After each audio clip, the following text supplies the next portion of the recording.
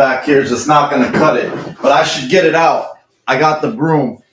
Took care of them Steelers real fast with this broom.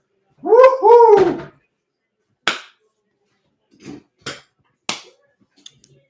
Bills fans, how are you today? This evening? East Coast, West Coast, Europe. Gotta feel good. It has to feel good. It didn't feel good. Bills get they stopped Steelers on our opening drive. Actually, they get the ball back up right away.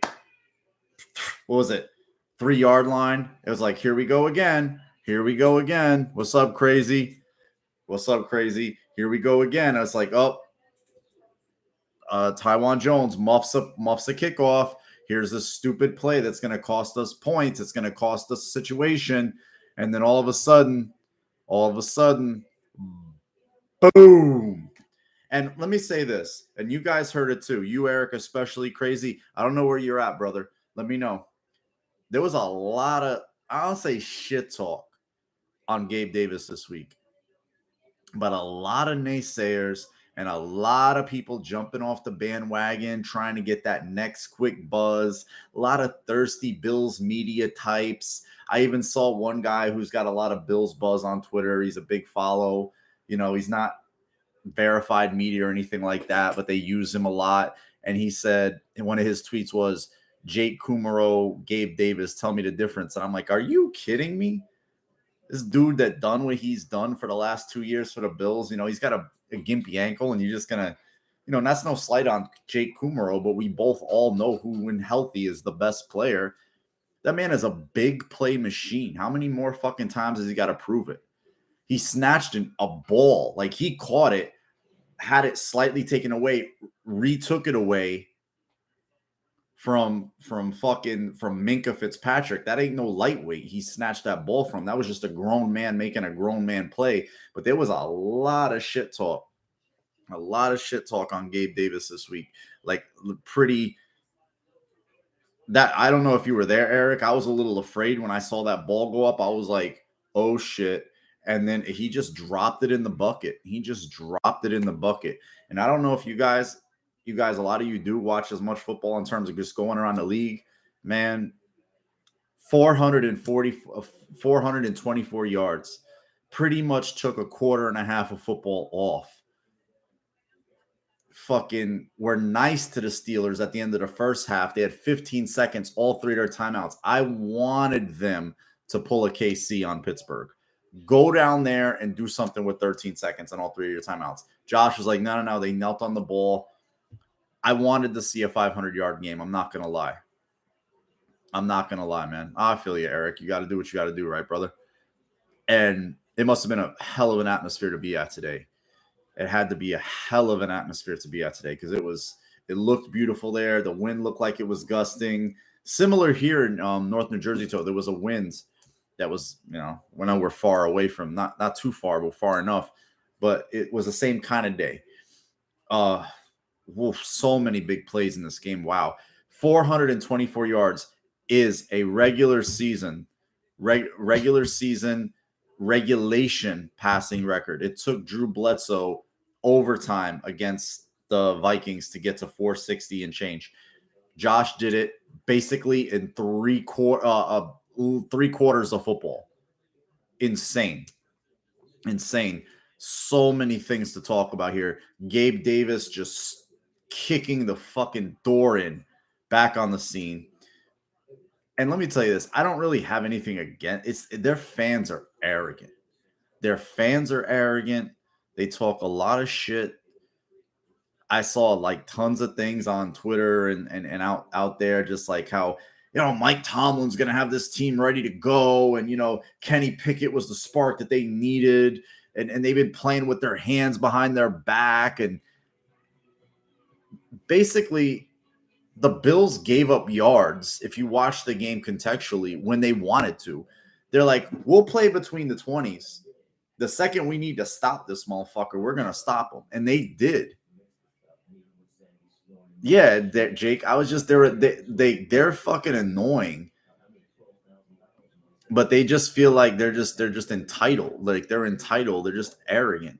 Like you're the Bills. Know your role. Now, motherfucker. Guess what? That role, that shit's flipped. You the nail now. You're gonna find out what it feels like. All right. And what it felt like today. I don't want to hear no more of that bullshit. And even the media, even certain of the media, like talking all kinds of foolishness of how, the Bills got to be careful. They can't sleep on the Steelers, yada, yada, yada. Bills rolled out their B team defense in the back, in the second level, in the third. I mean, Milano's out there. They don't got the middle linebacker, Pro Bowler, who's playing well. They don't have 3/4 of their secondary, literally, and a top backup in Benford when everybody's playing. I mean, are you kidding me? You're kidding me, right? Come on now, man. It was bittersweet to see Levi out there today in a Steeler uniform. It's a shame he had to leave the game with a concussion. He got an interception, and I liked, if you listen to McDermott after the game, he was he was very himself. Another record set today. McDermott becomes the highest winning percentage coach in Bills history at 616. Passes Marv Levy. I mean, what a hell of a first 6 seasons with this team, and changing this entire face. I mean, even Romo said it on the broadcast today, how the Bills, he's like, he kind of like said, well, I think the Bills have become the model of how you want to build it. What's up, McBrizzle? But back to with the way McDermott was speaking, he said that there was things left on the field today, and all of us who watched the game know that should have been a 50 burger. Like, I'm happy. I'm fucking elated. 38-3. Me, all of us here, we done suffered way too long, been a doormat way too long, been that little engine that could way too long. No. You go out there and you waylay motherfuckers. Waylay them. Like, I know you get Josh out of there. You don't want to take any risks, anything. But if you throw Keenum in the game and he gets concussed, you got to throw Josh back in there. So it's a tricky game. I get it, though. He's basically had 2/4 of football off in the first 5 games of the year. First touchdown, non-Josh Allen involved, scored today by James Cook. And we saw what the kid can do when he gets the ball. The run game looked a little better today. It looked slightly better. Moss pissed me off. He had a play to be made in the first half. The turf monster got him. Like, if he just bounces it outside, he's got nothing but green grass in front of him. He probably would have got caught, but it's an easy 25-yard play. He falls after like 6 yards. Totally frustrating. And that was his only carry of the game. You saw a lot of James Cook in there today. A lot more of James Cook. And Motor started finding those creases. He looked a little bit better, a little bit more fluid. So, that looked a little bit better. But everybody who stepped up, and I haven't talked about this guy, and this guy has got me super, super excited. Aside from all the excitement. And that's what's the exciting part about this team. All the defensive guys, the offensive guys, but the guys who stepped in. Khalil Shakir.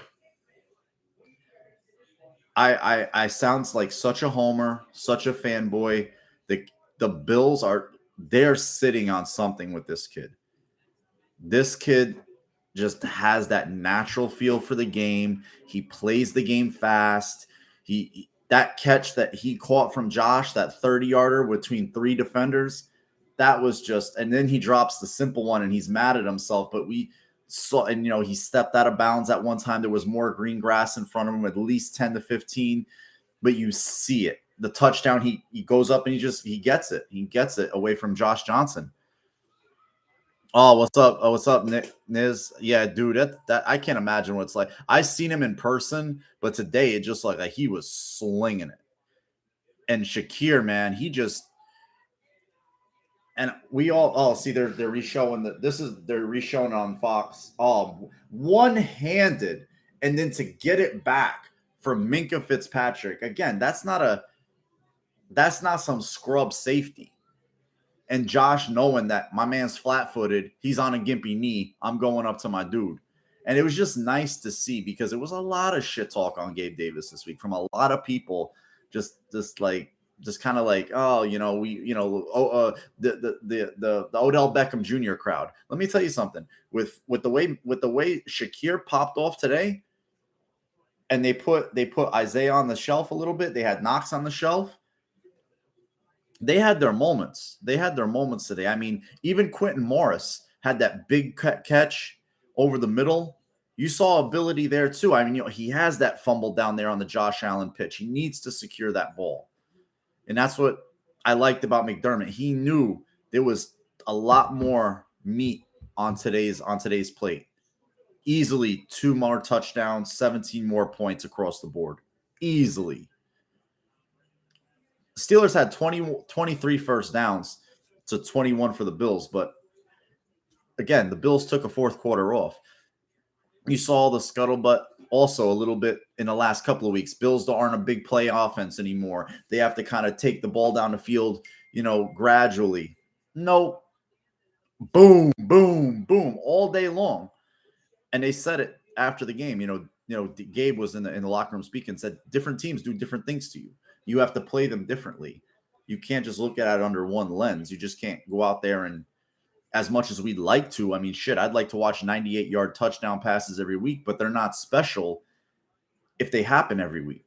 I mean, shit, I remember watching the game where Fitz threw it against Jacksonville to Terrell Owens.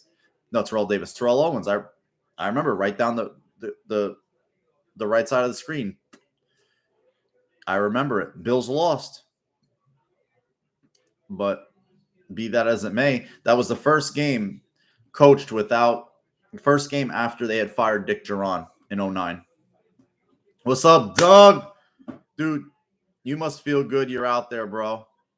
You're out there in that area. They got their pants pulled down a little bit. No, you remember Eric. I just like that McDermott knew and was very willing to say that there's things to clean up. There's things to clean up. There was an interception to be had. Khair Elam, he responded well. And that's the Bills have done that several times. They're like, we're going to let this guy get his. Pickens is their best option. They're going to go to him early and often. You got him. Just don't let him get behind you. He did on the one.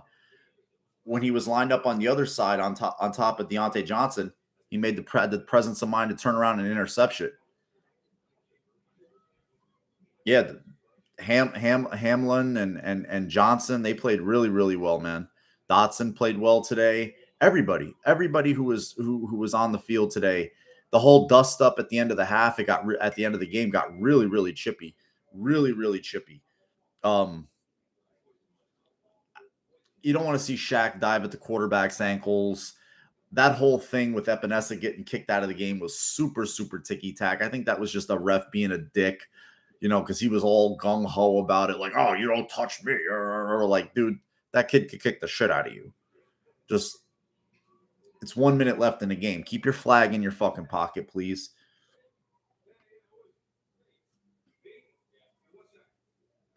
Yeah, that drop was that's another, like, how many yards was that for Josh on that drop? I mean, even when the one he was running down the sideline, he stepped out of bounds early, there was still, I mean, Josh had literally, I'm telling you, there was 600 yards. And for all the people that talked about his passing ability or lack thereof, constantly invoke the names of Lamar, please, nobody ever put Josh Allen and Lamar Jackson in the same breath. I don't want to hear it. The two are not created equal. They're not even close. There's heads on TV that will insist they are, but they're not. Certain former players will, like Keyshawn Johnson, say they are. They're not. He'd been hitting the head way too many times. We all know what we watch on a weekly basis. Yeah, I didn't see a problem with it, Eric. Everybody just lost their goddamn mind. It was like, you know what it was, Eric? That was this week's roughing the passer on Josh. Everybody lost their mind. Charles Davis had that replay going 20 times of Stevenson hitting Allen. I don't know if that's I mean, like, look, what are you gonna do? There's shitty calls every week. Did everybody see the one that Brady got? The fucking call he got today? Holy shit. But you know what happens when you have a good team and you have a good quarterback? The fucking Zebras are gonna throw the goddamn flag. I thought he had a good game, dude. He didn't. He kept plays in front of him. Pickens is a stud. I mean, if you follow me on Twitter, I love that kid. That kid he's a special wide receiver. He's totally. But the thing is with them, Deontay Johnson's good for a bad drop or two every week. Fryermuth, I really like. Unfortunately, he got knocked out of the game for them. Their offense is really weird because Claypool seems lost right now. He doesn't have a role in it. And I don't know if you, Eric, that guy, I wanted that guy. That guy, imagine Josh throwing to that. But it would just be retarded having that kid. But I'm excited. I like seeing James Cook get out in the open field because when he gets out in the open field, he's going to go bye-bye. You're not going to catch him. He's peace out. Took to week 5, first non-Josh Allen involved touchdown. Also, Najee Harris looks like he's running in quicksand. Quicksand. That was a first round. See, there's the first round running back that's not like Bijan Robinson that's going to be from Texas this coming year. That kid's a first round running back. Anybody who watched that Texas-Oklahoma game last week, that kid's a first round running back. That's the goods. That's what it looks like. Oh, that's a first round running back, dude. Moss had at least had a 7-yard run and the turf monster got him. That kid just looks, oh my God. And I'm trying to calm down my honk fandom here. Pickett, he was put in a tough spot. The Bills put a lot of their B team defense out there. And he made some timely throws. He made some rhythm throws. You saw his ability. He definitely will stand in there and take a fucking shot and throw the football. I give him a lot of credit because that takes a sack to do. You got dudes like Von Miller, Oliver, Ruseo, Phillips. That's not a lightweight crew coming at you.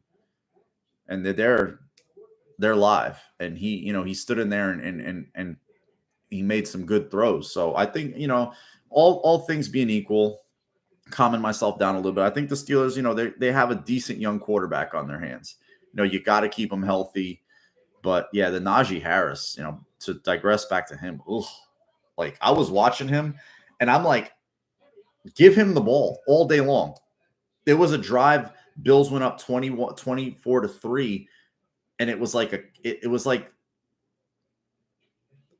Tomlin wanted to calm the game down, and he just hands the ball off to Harris twice, puts the Steelers, they go nowhere. I think even one got stuffed for -11, and then Pickett throws an incomplete, and they have to punt. And I think the Bills got the ball back and ended up scoring. Like that was the following touchdown was the Shakir touchdown, and that was it. It was already a wrap, but it was even more a wrap after that.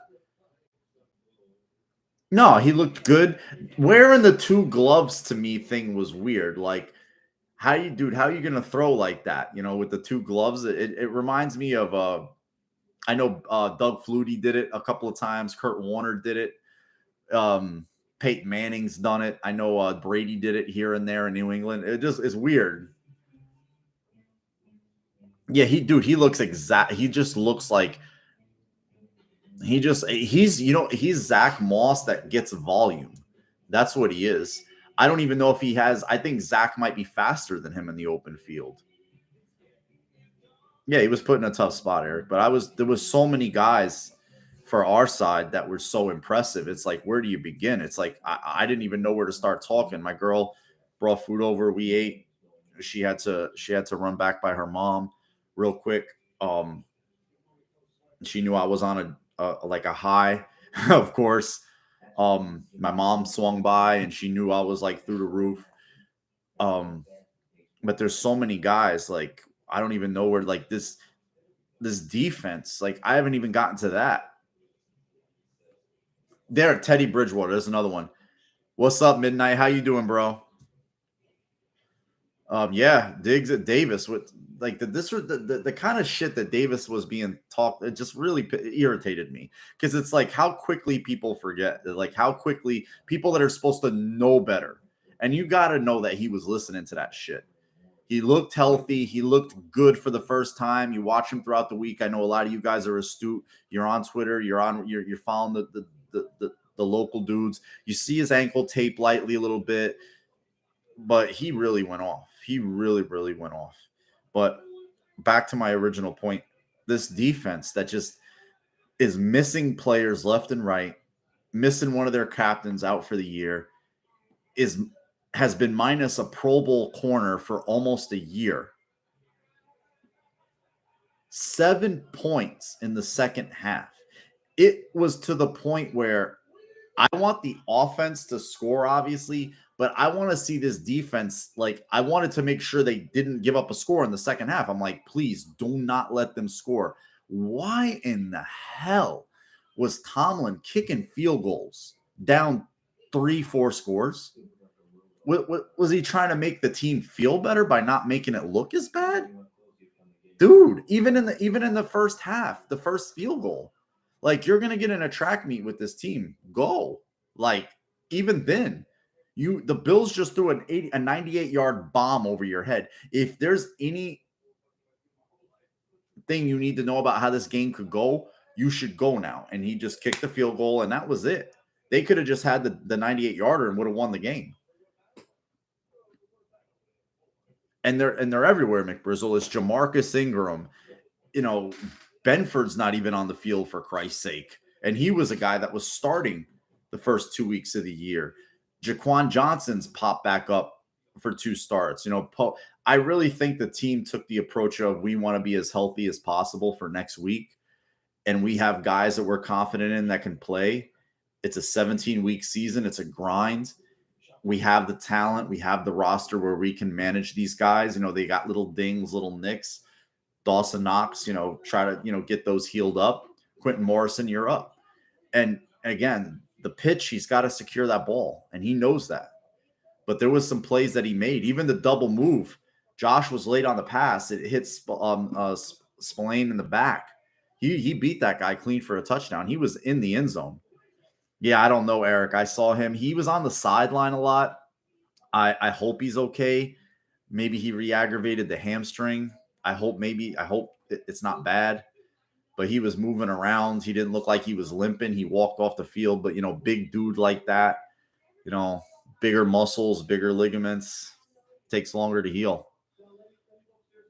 I don't know what it was midnight. Was it, dude, it's no consolation prize kicking field goals. I was just like, he sent out Boswell after he missed. I'm like, whoa. And talk about rookie kickers. People say, Bass had one get caught by the wind, end up getting blocked. I don't know what happened on that one. He was good for the rest of his kicks. The kid in Cleveland, York, he's in a rough spot. He's cuttable right now. And that's a guy they drafted like in the 5th round, 4th round. Because he lost a game for them today. Not to say that they didn't have other issues. He missed another. So it's rough going for kickers. That's why I always, that game that Bass survived in 20 with the Jets where he missed the 3 and then hit the others, hit like 6 of them. I was like, if that kid can survive that many misses of field goals, he can make that many, he can survive anything. Did he go back in, Doug? He went back in the game after that? I didn't see it, dude. I have to look, bro. I don't doubt you. It was just so many things. Are you guys the same way? Like, where you get pissed, like the Morris fumble, it's like, that's 7 points. We're going to win the game regardless. But me, I'm just like, I want to see Allen get a 5-touchdown game in the regular season. I want to see him throw 6 touchdowns in a game. I want to see him throw for 500. You know what I mean? I want his name, even though he's stamping it in the Bills record books, like bang, bang, bang, with TNT, a sledgehammer, charcoal lighting briquettes, plastique, Hades bomb. He's blowing that shit to bits, and we're building it in his name and his image and his likeness. But I get they have to manage, they want to keep him healthy. They're in it for the long haul. I'm a greedy motherfucker. Like there's so many years and decades I watched the Bills be an also rant like we all did and just not have fun games where I want to see them just light a team up to a burnt crisp.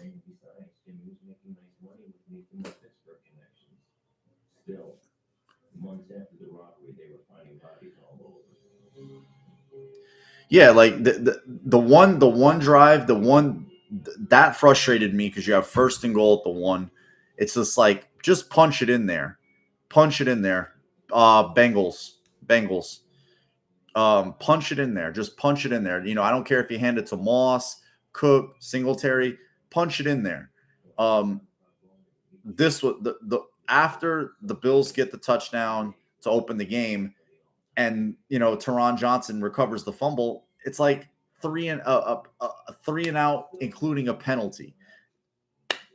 And when I get irritated about that stuff, I think about like you can't do that against the better teams. You can't do that against the KC. You can't get backed up against KC. You can't think you're going to hold KC out of the end zone or off the score sheet for an entire half. You'd like to think you could, but against that team, it's going to be hard. Even a Bengals team, it'll be difficult with those weapons. Almost probably impossible. So against the better teams, you're going to have to put a team to the sword. Yeah, that Eric, I fucking look, I had 3 today to throw. I had 3, and that was just like you end the game right there, 14-0. That destroys them, and you got the whole game to play, and you can just kind of like fuck around with shit. But ended up being 38-3. It's just little things like that you got to step back and look. And McDermott knows this. Against the better opponents, that can't happen. That cannot happen. That has to be in the end zone. You have to put the foot on the throat like a tyrant and keep it there. Yeah, it's that dude, Eric, you've killed them. You kill them. And the Bills were able to restabilize and put the game away gradually. Pittsburgh's a professional team. Mike Tomlin, he's a good coach. I mean, you don't have the record that he has. Go to 2 Super Bowls. He's got a rookie quarterback. He's in a situation where maybe his offensive coordinator, Canada, is not it. I didn't see a lot of like wow today. I mean, you have so many weapons out there. I mean, I don't know how you don't get Claypool more involved. The guy is such a physical presence. They were throwing to Tanner to the Gentry tight end. We had Tanner Gentry was up for the game. I wanted to say him. I don't think they're related either, too, by the way, but they were throwing to that 81 tight end like crazy. Because again, that if that's the only bones the Bills were giving him, that's all they were getting. He went down the field one time, and I think that was the Pickens catch, and that was a hell of a catch. I mean, there was some catch. I mean, you're not stopping that shit. You face wide receivers in this league, certain ones, that kid is legit, and he's everything that I saw playing at Georgia when he was healthy. I'm like, yo, that kid's the goods, and he knows it too. First place, crazy. I mean, it's not a doubt. Like, I was never worried about that. That was one of those annoying L's where the Bills, we all sit back and know who the better team was.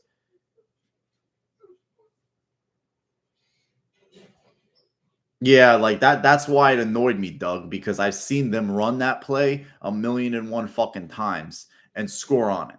And it's just like, yeah, it's a touchdown. It's such an easy pitch and catch. Maybe it's a little further out than you would have liked because the way if they would have been a little closer, because I think Josh was in shotgun, he took the jab step to the left. You kind of I think Morris was more of stationary than on his way in. And Cam Hayward was there to just knock it out. Heady play by him though.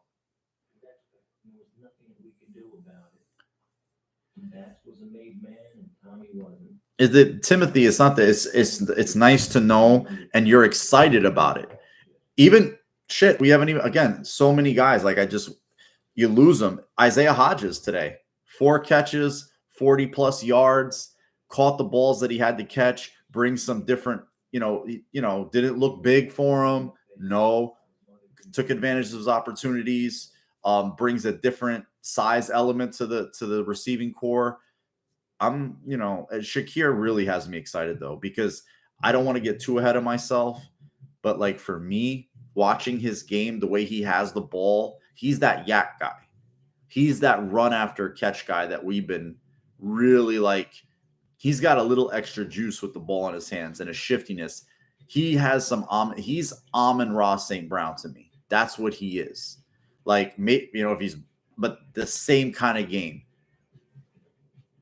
Yeah, it's just it's there, Eric. It's in his game. I was never worried about him. You saw him a lot in the game today. I want to see the snap counts after today. I can guarantee he was in on it. He definitely set a career high in snap counts today because he's got to start getting more burn than Moss. He has to. I mean, aside from the one run and catch in Miami, Moss has done nothing to stay on the field. Nothing. Motor ran nice. Motor had some nice runs today. He had some nice catches in the last couple of weeks, particularly in Baltimore, even in Miami. But last week, dude, tired of these old crusty post-game, pre-game panels, by the way, CBS and Fox. You had fucking Howie Long on there after, saying, oh, Buffalo, after last week, the comeback win against the Ravens. This is what he says. Oh, Buffalo, they got that Mike Tyson in them. They blow teams out, but you want to see it in close games. They had a couple of easy wins the last couple of weeks after Miami. I'm like, easy? Did you watch last week? The fuck are you talking about? And there's just too much honk. Like, there's just too much honk. Like, CBS, Cowher wouldn't even talk. Cowher wouldn't even talk.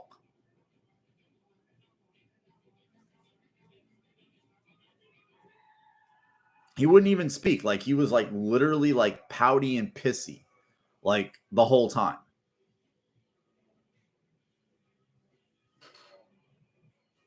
They were just shitting all over themselves so crazy. If you watch the game, for me, Doug, Amon-Ra St. Brown. Maybe Golden Tate in his prime, but just like shifty.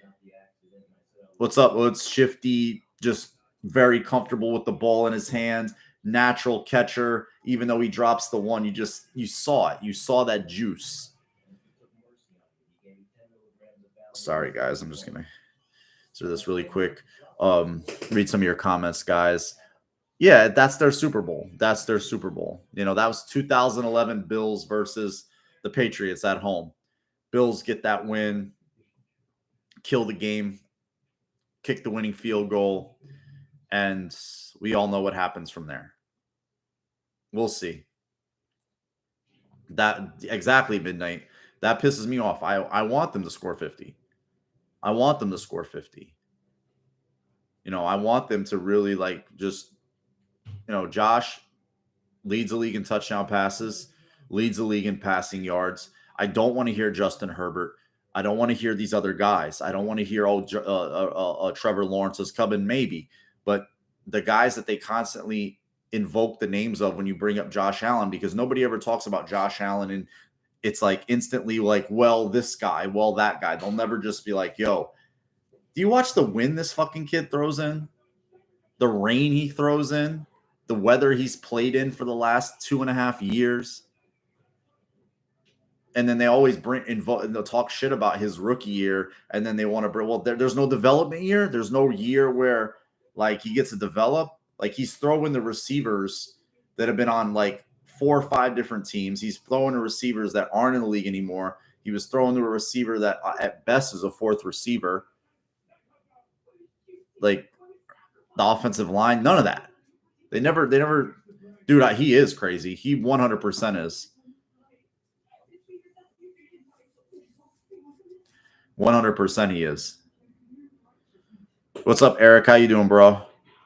Yeah, it's not even just haters. It's just like they just dismissive. It's like they're Buffalo.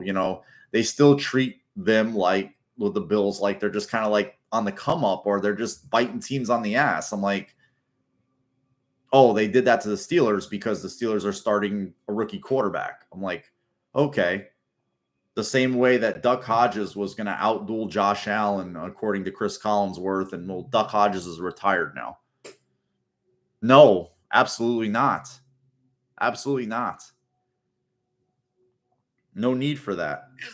No need for that. There's just absolutely no need for that. I mean, people are gonna like even me, I hated that idea. Like I just like if that's one guy, that's the guy. But where's the role? Where's the spot? Like I don't want him taking snaps away from anybody. He doesn't play special teams. What's he gonna be like coming off of you know his second ACL surgery? He's had one on each knee. I don't know. Yeah, Elam got his first pick. Just that was good for him because he needed that. People were talking like, "Oh, they wanted to go after Elam." I'm like, "Yeah, he's a rookie corner. Dane is our best corner on the field right now. They're going to go after him. Fine. He's a first round pick. He went up. Beautiful catch on that interception. They were just fine today. Hamlin came down, played physical, didn't notice him. Didn't notice him at all. So I was elated, that they were able to keep it together and not have any issues, on the back end. Even though it was the quietest 300 yards, he was on the field so much, throwing those little dinks and dunks, and the Bills were just kind of handed to him, especially in the second half. They were exchanging yards for time. And then when on the fourth downs, they wanted to stop him, they did. When Tomlin kicked field goals, they were missed. So you got to just take it where you can get it. Hamlin played well. There was a chance for an interception there. It was really Dane Jackson's pick, and he knocked it right out of Dane Jackson's hand. It was so irritating. Peckett threw it. You guys remember the play? Deontay Johnson should have caught it. He went up and it slipped right through his hands. But again, he did well. Nobody really got over the top. Unlike the Bills, they just again, that secondary is down in number. They're banged up. You guys are a little bit healthier, even though there's no Knox, there's no McKenzie. You still have juice on your team. You saw Morris had juice. He wasn't some plodding tight end out there. He wasn't Derek Schumann or Derek Fine or even a guy like Scott Chandler, lumbering. He could move. He had some shake. He had made a nice catch too. I don't want it to be all bad on him. I just think a lot of guys contributed to this win aside from 17 because he's just it doesn't all pop. None of it pops off without him. You have guys running for fun with no balls being thrown. I think maybe the last couple of weeks, particularly last week on the wet field, he tweaked his hamstring. They were on the field a lot last week. He did a lot of running, so maybe he felt something in the hamstring and was like, you know what, and it's just best to sit you out. We don't want to push you because you're going to have to run. We need you to play sideline to sideline. We need you to move. And we got a long season ahead of us. Got a rookie quarterback starting. Most of our D line is healthy and coming back. You sit this one out, young man. Yeah, dude, Jake, it's the coaches too. It's the organization bringing in the right guys. It's everybody buying in. It's the coaches having these guys wired tight, ready to go. No drop off.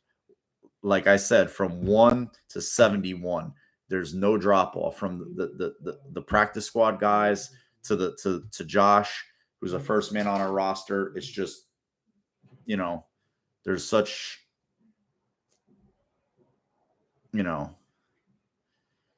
that there's such, there's talent across the board.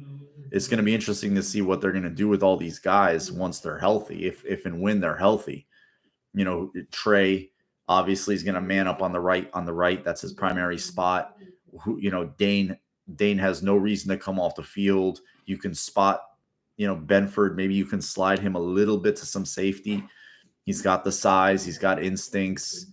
Jordan Poyer didn't play today. I mean, you forget Poe. He won us the game last week, basically.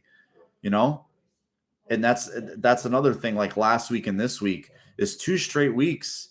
The Bills get turnovers that last to this week. You can just kill them right away after a 98-yard touchdown. You go basically 3 and out and kick a long field goal in gusting wind that gets whiffed. Last week, you come back down 20-3 It's 20-20. Poyer gets the pick, even though it was tipped. He came down with the ball, and it's 3 and out. And just they got to take advantage of these turnovers. They have to. Those are musts. Those are free possessions. You gotta put them in the end zone. Those free possessions have to be going in the end zone. Let me read some of your comments, guys. You guys are engaged so much. I'm just blabbing. I don't know how they've done it, Eric. I really don't. Proud of them 100%. Deep, no drop-offs, bodies just rest up. Let's and this is the soft spots. Like, hey, we have this week. You guys chill. We got this game, and then we got a bye and a home game. So they're looking at this as this big month window with only 2 games, 1 road game, 1 home game, the home game being at the other end of the bye. So they can really get guys, really as healthy as they can possibly get them for the second half run, because this is the only time they're going to have off. And then you have a Thursday game on Thanksgiving. So you're going to be on prime time a couple more times after the bye. You're on prime time. Let me read some of your comments again, guys. I wonder if Benford will be available. I think he's going to be. The way I see it, his cast is off. He was moving around out there. He was on the practice field in Bill's gear, and he was kind of running, doing some footwork, ladder drills and stuff with some of the trainers, just trying to keep his legs loose. He's probably out there in a bit of a protective thing. He was at like some Bills event taking pictures with a camera. So I just know his fracture wasn't as bad as Dawson Knox's last year. So that's why the quick heal time. I think he's going to be ready to roll. O-line intact again. Yes, it definitely did show.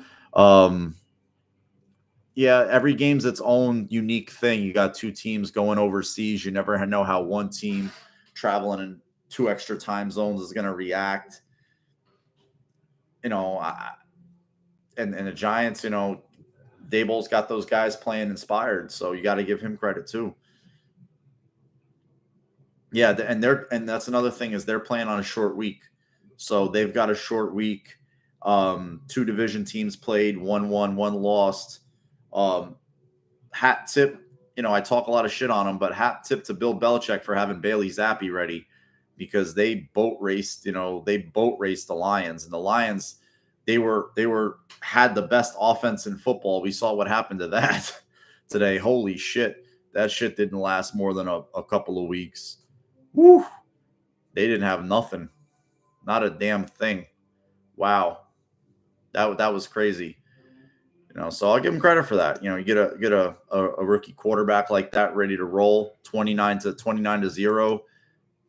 They didn't score any points. They had an offense that was putting up like mid-30s.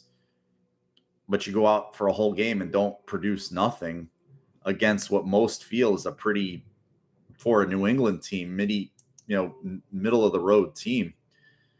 You got to feel not good about that at all. I mean, I tweeted it out. There's, we can talk about the league a little bit. I don't think Matt Rule's surviving the plane ride back to Carolina. I think he's gone. Maybe they fire him when he lands. I don't know. We saw what we saw out in Denver with the Colts. Whoever the loser of that game was, to me, that coach is on the hot seat. I don't care if it's Matt Rule. I'll always have a soft spot for Frank Reich. I'll always have a soft spot for Frank Reich. Could be midnight. Could be. Yeah, that's they did what they had to do, Dougie. You beggars can't be choosers, but fuck it. Give him a little credit. Give him a little credit. Ramondre Stevenson had a big game.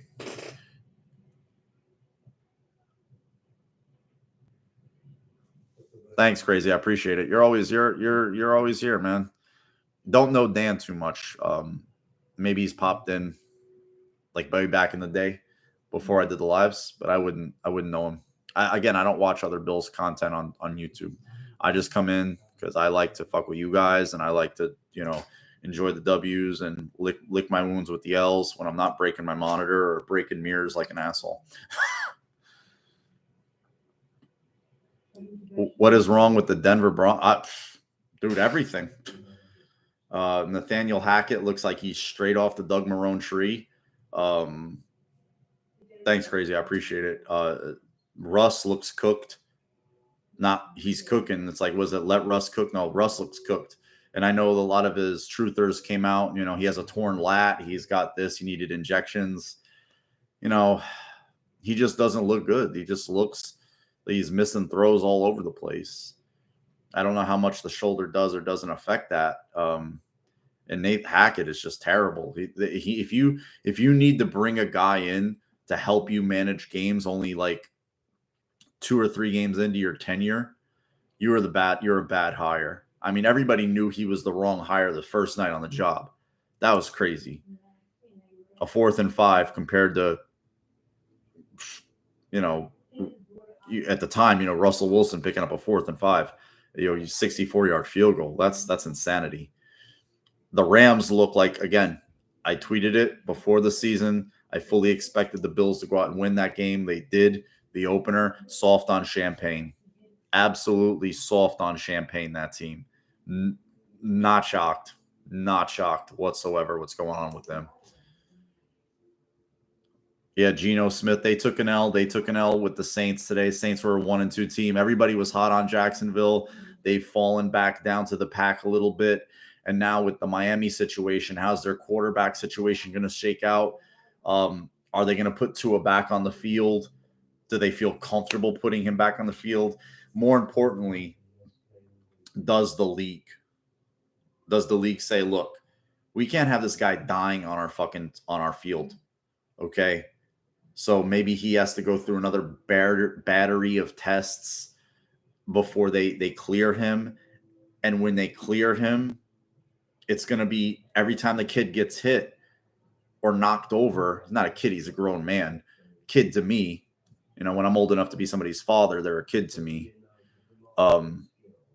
It's gonna be like, and I don't care what uniform he plays in. It's gonna be like a little bit of, oh shit, is he gonna get up? So it's been solid. I mean, the Jets they've been scrappy and they've won games. You know, they came back and won against Pittsburgh. That takes a lot of sack.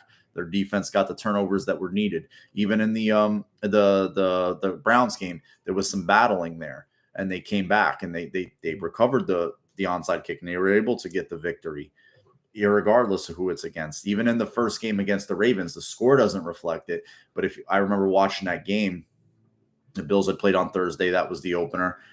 They played well. They really, you know, I know once the Ravens started going over the top a little bit, caught them out with Bateman, but he didn't get a lot of running yards and they made him work. Like, that was not an easy game. You know, Flacco even, you know, played some decent football for them, you know, through some untimely picks, but still, you know, they're 3-3 or 3-2, or so got to give them props. Give them some props. Today, their defense looked good. You know, most of the game playing against a third string quarterback, but you know, that's not their fault. I'm not going to take it away from them. I don't apologize for Bills wins or victories, whoever they're against. I'm not going to expect it from another team either.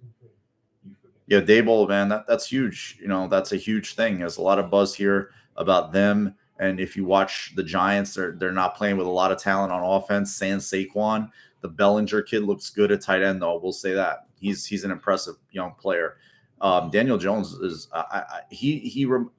not that he's a similar kind of player, but the kind of shit he's taken here in New York is very eerily similar to what Josh Allen went through nationally, even midway through his 3rd year and into his 4th year, just destroying the kid. I mean, butt of a joke. So it was really nice to see him go out on a national stage, play well against another good team, against a good team and an elite quarterback, and win, because that kid played well today.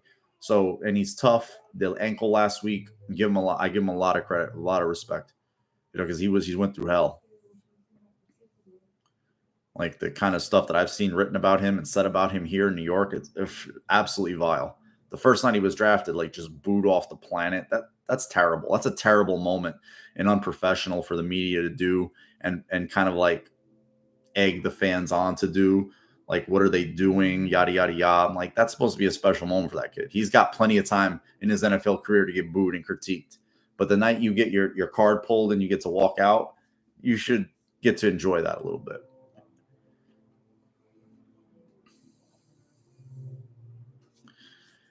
Yeah, I mean, yeah, crazy. I mean, everybody in the league plays with backups, no excuses. But my point was with Miami, it's going to be interesting to see now, not just with Tua, the first 3 weeks of the year. Mike McDaniels is the cat's meow. He's the talk of the league. He's the new darling. They've run into some adversity. They've run into that rough patch. How do they respond? Is he able to get the guys, that team, that locker room back on, sound ground? Or is he going to lose it? You don't know. That's the thing. It's easy to, for me, to come up, like the hardest video. Obviously, there's been many hard videos I've had to do for, here, lives in particular, like coming on after Houston. I didn't come on but for a week, and it was terrible. Like, I'm not gonna lie, I laid in that bed and was just like a child. I was just miserable. I mean, after Miami, not so much, because I went and cracked my monitor. I didn't realize this could do so much damage. The Chiefs, I came right on. I was like, I have to come right on. Yeah, the Chiefs, I was like, there's no other way for me to do this other than to do it. And that was the only way for me to exercise, like cathartic and just be relaxed about it. I'm gonna try, crazy. I know Doug mentioned he might be coming to that game. But providing, everybody's schedule on my end is good and I'm able to get out to it, I'm gonna probably go out to it. I'm trying. Okay, this is what I'm trying to do. Okay, that's why. I was trying to find a link for something, and for the life of me, it wasn't showing up. This is why it's not showing up. A bit of a clown sometimes. I forget how easy things are. I make them hard on myself. But sorry for all the blabbing, guys. I appreciate you hanging with me. Yeah, man, you got to get them at home. Obviously the Jets are playing better. The Bills are, so the tickets will be a little more better. The team, like today, believe it or not, the Bills and Steelers are the most expensive ticket in the NFL on the secondary market. They had the most expensive secondary market ticket you can get. Yeah, Eric, I was just that was a rough one, because it's like that whole, you think, it's just the way they handled this. I don't want to go back and revisionist, especially after today, but the way they handled that whole botch job at the beginning of the second half, where it was clear what happened, and they just wanted to like not have people turn off the game or save face or just use bullshit terms and phrases like common sense. Okay, well, common sense says Josh Allen didn't intend to throw the interception to Levi Wallace today. He intended to throw it to Gabe Davis, but he did. And Lamar Jackson gets tripped up, and they're going to punt. I think that was Trey Hendrickson.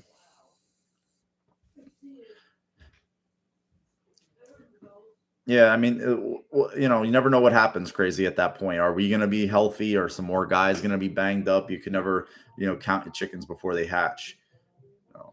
But I feel like when healthy, irregardless health, I think, we're a better team. They're a better team. The Bills are a better team than them. Not me, because I don't play. I just fanboy. And they can win. So it's and it's going to be in our place. The weather's going to be different, and I can't wait. It's like the first thing I wanted to do. I was like, I want them to play again tomorrow, right after the game, because I know the Bills can beat them. The Bills spent 60 minutes beating themselves, aside from the weather. I hope so too, man. I hope so too. I mean, we're going to be here for it. I want them to win every game they take the field. He comes into the room, Chris, every so often under a different name. Last year he came in after 13 seconds. He came in on KC, and he came under the name Marshawn or Marshawn Lynch, something. And I know it's him because of the way he talks and how he addresses me. First of all, he calls me Mark. Nobody else calls me Mark except him in the room. You guys can call me Mark. It's fine. But I know when he does it, and then he's always like, he wants to fire everybody. After every loss, a thorough review. It was like this. It was thorough review. Bring Sean Payton in here. Sean Payton, who's drying out somewhere. Who, that's what he's doing. He's drying out. You guys understand the term? Yeah. Come on. Fuck out of here. I hold McDermott in the same regard I hold Josh Allen. They're the two most prized possessions that the Bills have, in my opinion. So people who talk that farcical bullshit, like you either smoke too much weed, take too many pills, and wash them down with alcohol, or you're just, you're fucking, and you've played too many video games. Yeah, please stop. Nah, he loved Peterman. He liked Peterman, Eric. That was his guy. Like, I felt bad because Peterman was a nice guy. He just wasn't good, The Bills wanted him to take the lumps and, be the whipping boy while Josh kind of just sat back and watched. They didn't want to put him out on that field behind that offensive line. But, Josh got thrust in, and maybe Josh is a better quarterback for it. He went through his injury. He went through the trials and tribulations of a rough rookie year, but we saw flashes. We saw some of what we see now. Now we see, whoa, even in the second year, I mean, there was not as many flashes. It was more of a stabilizing year. Like, hey, you got to learn how to play cleaner football. You can't be so crazy. You can't play this hero ball all the time. You got to learn to take a 5-yard check down that can turn into 15, 20, or it's just 5, it's just 5, and you're going to live with that. They could activate him now. But I trust that they know what they're doing. He's eligible. He was eligible to start practice last week. He can start practicing this week. 91, buddy. That's a lot of fucking points. That's to me like good barometer of judging who the good teams are. Who the good teams are. Oh, 61 points given up. 12 points. Like teams are scoring an average of 12 points against this team that's been missing as many starters as it has in the front. And, they're in for a test, as legit a test as the league's going to throw at you in KC. So they're in for it, but he can start practicing this week. They can put him on the practice field Wednesday, but I have a feeling with this bye week right around the corner, you get the 2-week window. You know how the Bills are with injuries. You saw what they did this week with Poyer and McKenzie. It's just like they erred on the side of caution. It's like, look, it's going to be windy. It's going to be crazy. You cleared concussion protocol, but you know what? We don't want you to take a big hit on a punt return or a kick return. We're not doing that to you. Just chill out. We got some young guns that, that can use some run. Let's give them the run. Gabe is back healthy. They feel good about Shakir. We saw Cook out there a little bit more. And the Bills weren't hurting for weapons. That was for sure. Whew. Nah, it's just never going to happen midnight. It's just never going to happen. Obviously, out of the two, you take Hyde all day long, twice again on Sunday. Because that guy, but you lose players like that. It's just they're irreplaceable. It's a little bit better today, Steve. A little bit better. And I'll just say a little bit better. Like you saw once Singletary got in those little creases, he was able to make some hay. That was exciting. That was good to me. Fucking where I'm pissed. I like Josh taking off for those cheap first downs. Just get down a little faster, Josh. Slide. I know you want the extra 5 yards. Once you got that first down, they're closing in. Slide. Please. He falls forward all the time. I'm like, don't do that. Slide, dude. Definitely need more Cook. Yep, right behind McDermott, dude. Eric, I told another Eric that, as a matter of fact. Moss getting caught by the turf monster in the first quarter really pissed me. It was a 7-yard run. that could have been a 25-yard run. If you go back and watch the replay, if you can, guys, watch the yards Moss has in front of him, the green grass, the turf. And then he just slipped. It's like maybe he got so excited. I don't know. Like, I don't want to hate the kid. He just got married and all that stuff. But we wish he would be better, but he's just not. He hasn't been terrible this year. He's just been there. He's just been there. But we've seen some, it's just he flashes, and then it just goes away. There's no consistency. Yeah, man, maybe there's another one. The ribs, dude, maybe you strain something. We don't want to turn a strain into a break or anything like that. We want to, like, light and lovely. He's 30. He plays a physical brand of football. He comes down. He's not afraid to fill in the run game. He blitzes. He's a very willing tackler. So, he injured himself on pretty much a game-winning play.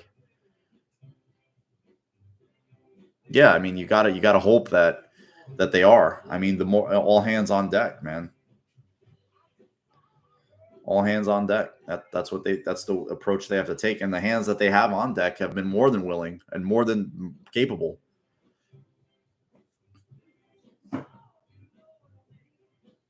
And you crazy is all about that. I mean, dude, I want this team to beat everybody. So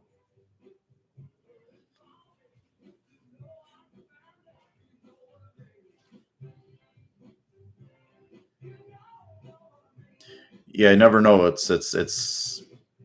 But in football, you're gonna take hits, and at that position, you're gonna take hits. You're gonna get knocked to the turf. But the thing is, Steve, when you have a quarterback that's throwing for like 20 yards of completion, he's 20 for 31 for 424 yards and 3 3/4 of football.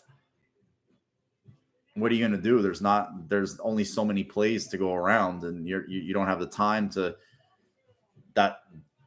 You're not going to not have Josh do that. There's chunks of yards to be out there. There's 25, 30-yard, minimum 15-yard chunks. You're just going to take those. Again, I thought Singletary ran well. I thought he ran hard. I saw some more burst. I saw a little bit more juice.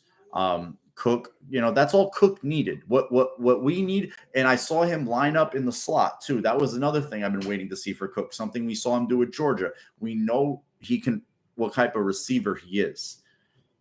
But what he did in the run game today, even though it was limited, that's what he needed. I just needed him get a touchdown, get some confidence. It's like in soccer. Your striker has gone through a stretch 5-6 games, no goals. You know what's going to change it? When he gets a goal. When you get a goal, and then you turn it around. Same thing with a hitter. You're on a cold streak. You're 0 for your last 10, 15, 20. You need a hit. You need a fucking hit. And he got what he needed today. He got out in the open field and he put it in the end zone. 28 yards, but fuck it. It could have been from 88 yards. He was gonna take it. Yeah, he had that. And that's exciting too. Wait till Josh gives it to him and everybody dives on Josh. And then the defense is going to be going this way, and Cook is going to do boop, boop, peace. Watch. It's going to happen one time this year. One time. Oh, that was a good stop by Bengals.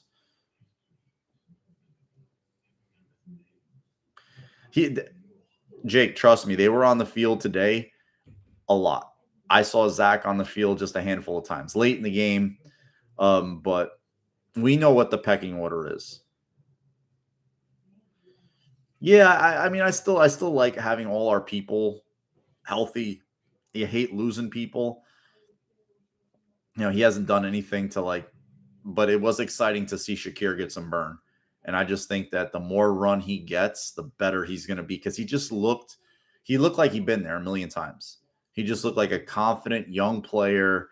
Like, I saw more from him in a half of football or a half in a quarter of football than I ever saw from a guy that like Josh Reed, who hung around the Bills forever, or James Hardy,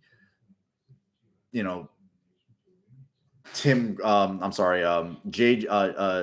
Graham, these young wide receivers from the past Bills that just never did anything. They just kind of hung out on the Bills and never came to fruition. You know, he seemed very crisp. He seemed very sure of himself. He had, again, some nice juice, some nice quick juice. And another Parrish, you know, toy player, a toy kick returner.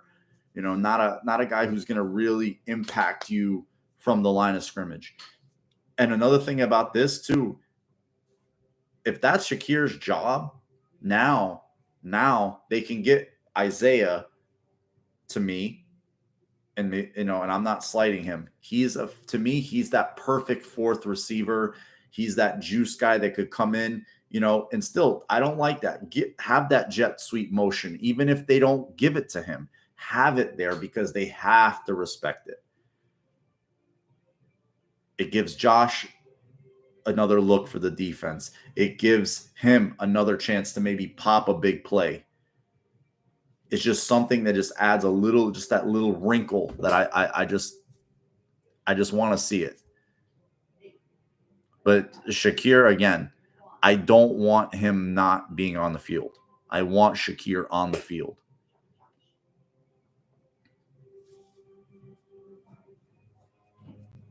Yeah, they it's funny. We saw a lot of Gilliam in the first few weeks, and he's kind of like, his role is kind of like come back a little bit when they've gone a little more open, a little bit more 11 personnel, some 10, some empty. So they're really again, there was a Warren Sharp football. Like, again, it's like the first 4 weeks of the seasons. You're not going to show everybody all your goods. You're going to do tendency breakers. You're going to do a lot of opponent specific stuff. Some people are going to throw a lot of early season wrinkles at you. They can't throw at you in week 12, week 15, because you're knee deep in your base stuff. You're not all of a sudden going to pull out a new page of the playbook. Then that shit's not happening, irregardless of what people think. You might have a theme at a week. Outside of that, you are who you are. But that whole like thing of like the Bills are being, it was kind of funny to me. It's like the Bills relied too much on a big play. They couldn't, get efficient yards when they needed. Now they were being efficient, and it was like, well, they can't get the big play. They have to take too long to score. And it was like, look, this roster, when it's rolling, when everybody's on the field, even sans Knox today and McKenzie, the only people beating them or holding them back is them. That's it. They can do whatever the fuck they want. Our favorite football team can do whatever it wants. It's just up to them to do it, because nobody can stop them. Nobody can stop them. He's a you could tell he's just a bigger, more physical specimen than Beasley was. And you know what? I'm going to give hats off to Beasley. He retired this last week, and he was integral part of Josh's development. Josh learning how to trust receivers within that intermediate range. Beasley was there for him for a ton of great catches and big plays, a lot of chain moving plays. So I just, if this is his career, then you know what? He really helped our young quarterback become the guy he is today. And I'm sure Josh told him the same thing. But, we're on to the now, and Shakir, like, he looks like, again, early on last week in some big spots, he produced. And that scramble drill, to know to come back to his quarterback and get that ball and have the presence of mind to be inside on the sideline, have his feet in, and massive play, just catching that screen, knowing how to get back upfield, cut in a little bit, secure the ball on the wet, rainy day, because he knew guys were coming from the backside to try to knock it out. Again, that ball. I'd be so jacked up. I'm running the open field. They're knocking it out. Touchdown, Ravens. Mark Andrews. Yeah, the first Shakir catch, that was insane, Doug. That was a wow catch. Like, again, like, I saw more from him today, even on plays he didn't complete, like the drop. Again, a bigger, more physical specimen, Chris. I think he's got more juice. like you just saw the ability, and he's just going to grow in confidence. His role is going to grow. And I just think, he's, he had that one whiff on the block against Tennessee because Gabe was out. And hats off to Gabe, man. 3 catches today. He had a few more opportunities. I mean, if Josh puts the ball over him a little bit in the end zone, maybe he has 3 touchdowns. But Levi was there. He made a heady play. Hats off to him. And again, Josh, when you play with him at quarterback, the whole field is open to you. The whole field, because it's either him scrambling, extending the play, just stressing a defense from that point is like, holy shit, he's still back there. He's got the fucking ball. Is he coming at us? Is he throwing at us? Is he throwing over us? Is he throwing through us? It's like you don't know. It's like you could have the perfect coverage on, and then it's like the second game touchdown. It's like, what else is Minkah Fitzpatrick going to do? Nothing. Our receiver wanted it more. Josh gave him an opportunity. And Josh said something so amazing after the game, because a lot of quarterback, like, I'm giving my guy a chance. I'm going to trust my guy in that moment, and I'm going to give him the chance. And that's how you make these big plays. And you get these big yardage totals and these stats is you have a quarterback there's a lot of capable quarterbacks. Not so many are willing, like, shit, that's a pick waiting to happen. I'm not throwing that. These coaches might yank me. Like, my coach is going to rip my asshole out of my fucking throat if I throw that ball. So, can I ask you a question? Shakir was in the game against Miami, I think. Well, he was inactive, crazy. Hindsight's 2020, dude. I'll promise you something. He ain't going to be inactive no more. No more inactive list for Khalil Shakir.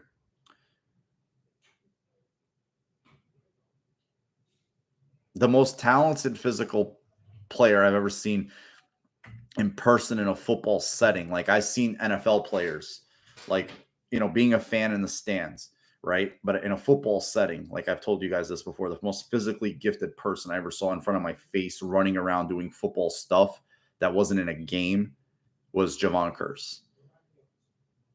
And I was like, holy shit. Like, when you see a guy that big move like that, and Josh is the same way. Like, he's not running the 4.4, but in a quarterback's body with that size and that arm talent moving around like that shit's different. You watch around the league. There's some guys that can run like Kyler Murray, but they ain't throwing like that. And they're not playing the game between their ears like that. We get all enamored in the physical attributes, but Josh has become a cerebral assassin. Like, he's picking people apart pre-snap, post-snap. He's just, the way he does it, it's like you watch the quarterback commentators, the guys who really pick apart the game, the Kurt Warners, the TJ O'Sullivans, Dan Orlovsky's, these types of guys. Steve Young will chime in about the game, whose game is most like Josh, even though he played in a very strict, very rigid West Coast offense. Josh, I think those guys, they don't even he breaks all the rules. Like, he breaks the matrix for them. Like, Josh breaks rules and still wins. So for a guy that didn't have Josh's physical ability, none of them put together, the arm, the movement, the size, they're like, well, fuck, he shouldn't do that. But he does it. But even then, he's doing things now that are more fundamentally sound, and he's doing them.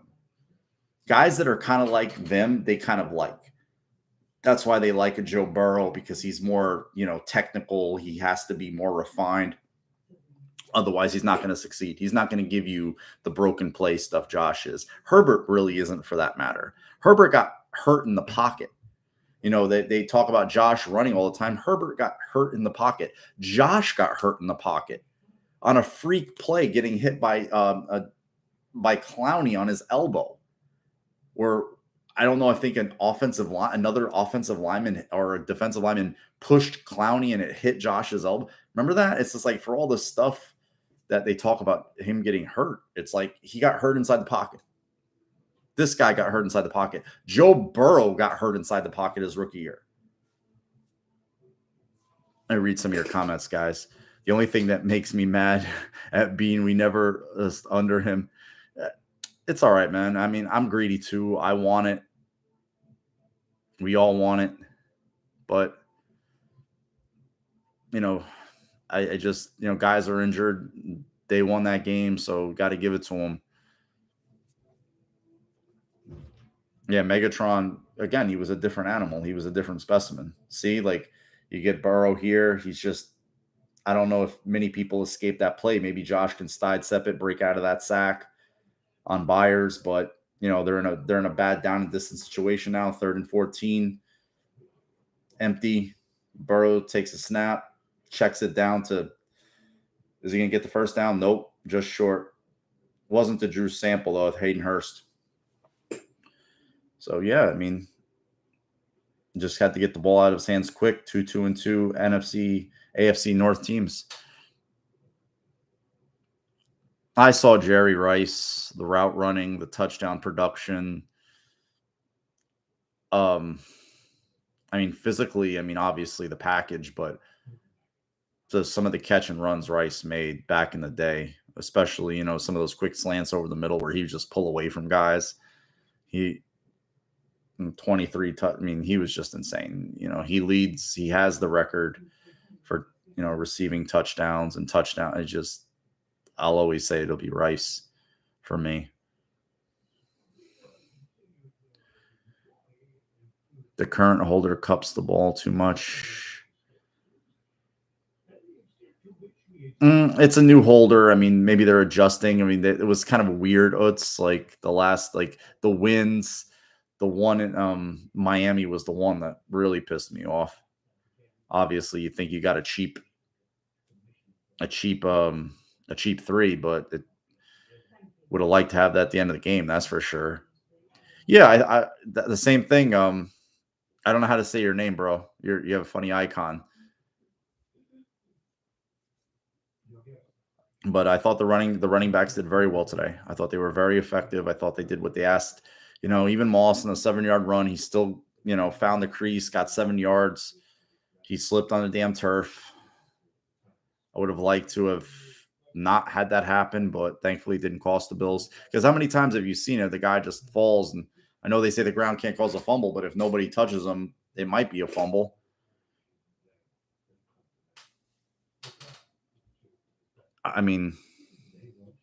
You can't buy success. That's one thing you've seen. You look at it in baseball. You can do it in baseball a little bit more than football, but you just can't buy your way out of a problem. You got to coach your way out of it too. And maybe their coaching isn't that great. That's what I'll say about their coaching. Maybe it isn't that great. At least in my opinion.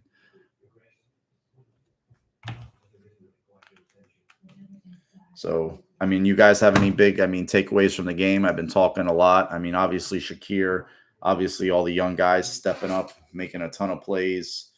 A lot of fresh faces. Isaiah Hodges finally gets his first run with the, as Mike Tomlin would call it, the varsity squad. And he, nice 16+ yard catch, had a little bit of run after the catch too on that. Down near, a little bit more run after the catch. Again, he brings a lot of, he brings something different to our offense. I think he's a guy you can line up in the slot, big slot. He's a guy you can put outside for a jump ball situation. Shakir definitely, is, and then Cook getting off the snide. I think Quentin Morris showed nice of himself, even though he's got the fumble there late on a would-be, should-be touchdown. I think throughout the entire body of the game, blocking him and Sweeney did a nice job. I feel like they did a nice, sound, fundamental job. They caught the ball. They made some tough catch. Well, Morris did. I think he had 4 and 40 plus, had the one opportunity for the touchdown, which he didn't secure. And that's City, but be that as it may, winning the game in the fashion the Bills did, it's like, I'm just, again, I'm not going to lie, I'm being greedy, and I don't make any apologies for it. So let me just Yeah, Isaiah 4 for 41, Quentin Morris 3 for 39. Singletary only one catch today because you have Gabe Davis 3 for 171, 57 yards a catch. Steph, quietest 100-yard receiving game ever, and that the long 40-yard catch and run late. Shakir 3 for 75. I mean, the running. I mean, Singletary 6 for 42, 7 yards a clip. Obviously, 28 yards on mostly the one carry, but still, no, 24, but still, it's a touchdown. Singletary had a 23-yard run. Those are big plays. Like if you're at your 45 and you run a 20-yard run, you're in plus territory already. You can start taking shots at their end zone. That's a huge play. That's a huge field flipping play.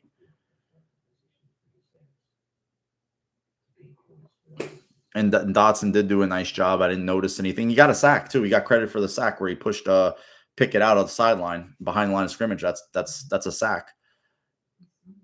Yeah, 5th round pick. Crazy. Gabe was a 4th. For me, there was some points where they were being a little too pass happy. I wanted actually at that point during the game, I was like, you know what? Now work on the run game. You know, get Cook some carries. Let him get a feel. Let him get a feel for space. Let him get a feel for timing. Like get him into a little rhythm. You know, Moss if you wanted to even. You know, throw Gilliam a bone, something. Like they were throwing a little too much.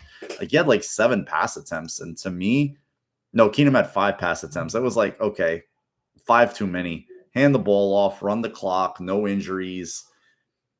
You know, you keep our defense off the field. You get those guys good and rested for next week for all the running that they're going to have to do. Steve, I'm ahead of you, buddy. You hadn't gotten him yet. He knows what time it is.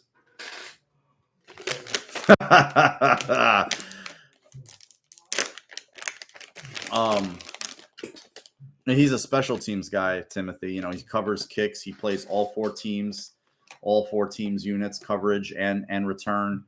So he's a big part of their team. And he's a captain. The same thing. I mean, Kumero's not a captain, but when he's healthy, he does the same thing. And he spots our receivers and gives us some size. So when he comes back, it's going to be Kumero, Hodges, Kumero, Shakir, McKenzie, Gabe, and Diggs. That's a nice core. And then you have Knox, Morris, with the backs that we have.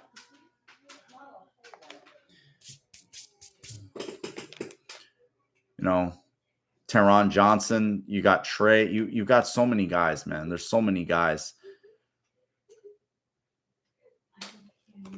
You're a Catzel here, dude. Oh, I don't want to do that to you, shredded wheat. Yeah, it should have been a tip, man. It should have been a pick. Oh, he did? Oh.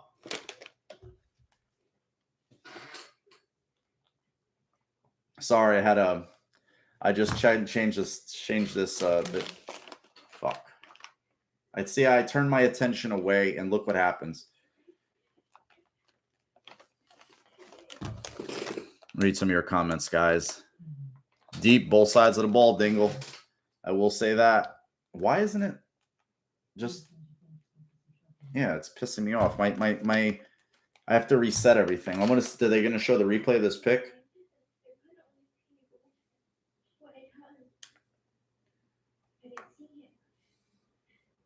He's pouting. He's pissed.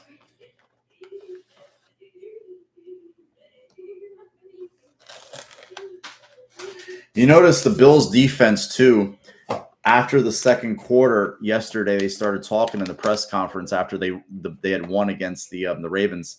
They said that they had picked up some tendencies from the Ravens, and that's why they were able to shut them out in the second half. It's like, yeah, we knew what they were running after the second half, and we were able to adjust. They did some things that we weren't mixing, going outside, picking up about 13 and a half. I was away from – I had turned the channel real quick, and that's what happened. Crazy, right? Highest round pick on the rest are 5 rounds or undrafted and below. McKenzie's like a 5th round pick too. Yeah, I mean, people were riding him a little bit in the first half because of some of the catches Pickens were getting. I'm like, look, some guys are going to make plays on you, and the other, he stayed confident. He made the plays he had to. He wasn't letting himself get beat. And another thing too, some of you guys will remember this before the draft. Remember a lot of the talk or after. Well, sorry, before the draft. After the draft, once the Bills took Elam, it was like, as a Gator fan, they played strictly man. They were a man team. They weren't a real big time. What's up, Matt? How you doing, bro? You were at the game? Shit, you're a lucky SOB, dude. So he was he was never in zone. I mean, he's learning zone for the first time at the NFL level. So yeah, midnight. Way back. Shane Matthews days, Terry Dean days.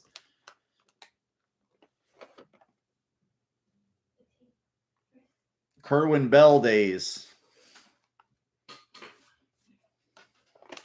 Nat Moore.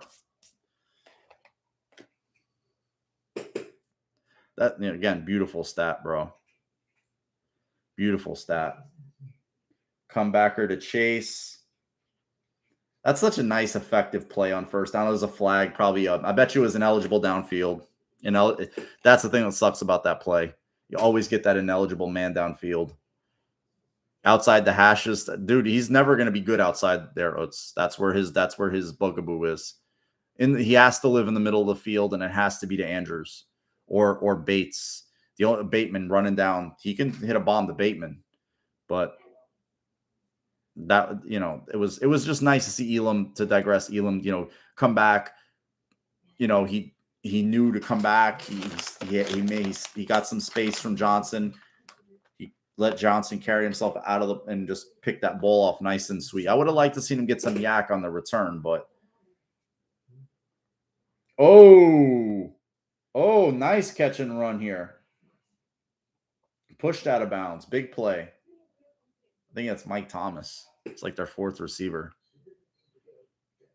No, I think Elam. Was the guy. I didn't want McDuffie. It's like, okay, you don't want 5'10", 5'9". The only guy that matches the profile that they want, long, that can run. Because you look at the corners they brought in. They brought in Elam, 6'1.5", 6'1", around 2 Bills.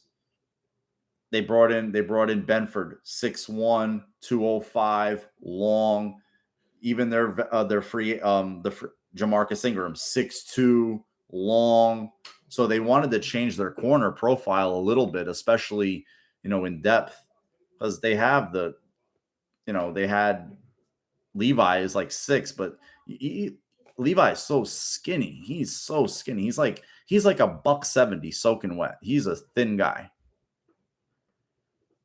Oh, the old ball coach, the fun and gun, Danny Doring, Jack Jackson. Now you know I'm a real fan if I'm bringing up those fucking names. Eric Rhett.